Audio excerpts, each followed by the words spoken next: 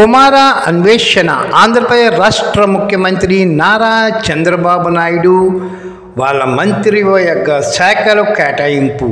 చంద్రబాబు నాయుడు సాధారణ పరిపాలన శాఖ, శాంతి భద్రతలు. పవన్ కళ్యాణ్ ఉప ముఖ్యమంత్రి, పంచాయతీరాజ్, గ్రామీణాభివృద్ధి, తాగునీటి సరఫరా.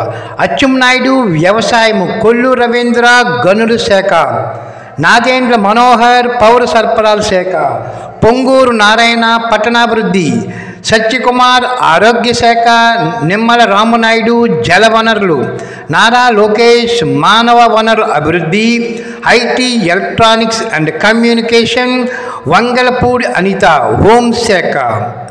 మరి అదేవిధంగా ఫరూక్ మైనార్టీ సంక్షేమం, న్యాయశాఖ, ఆనం రామనాయుడు దేవాదాయ శాఖ, పయ్యావుల కేశవ్ ఆర్థిక చేనేత, శాసనసభ వ్యవహారాలు, Anagani Satyaprasad revenue registration, stamps, Kolusu Parthasarathy గృహ నిర్మాణం, పౌర సంబంధాలు, డోలా బాల వీరాంజనేయ స్వామి సాంఘిక సంక్షేమ శాఖ, గొట్టు రవి విద్యుత్ శాఖ, BC Janardhan Reddy R N B, TG Bharath పరిశ్రమలు వాణిజ్యం, ఫుడ్ ప్రాసెసింగ్ శాఖలు, కందుల దుర్గేష్ పర్యావరణం, సాంస్కృతిక శాఖ, రామ్ ప్రసాద్ రెడ్డి రవాణా శాఖ, క్రీడలు, గుమ్మడి సంజారాణి మహిళా శిశు సంక్షేమం, గిరిజన సంక్షేమ శాఖ, సవిత బీసీ సంక్షేమం, చేనేత వాసం శక్తి సుభాష్, కార్మిక శాఖ, కొండపల్లి శ్రీనివాస్ చిన్న మధ్య తరహా పరిశ్రమలు.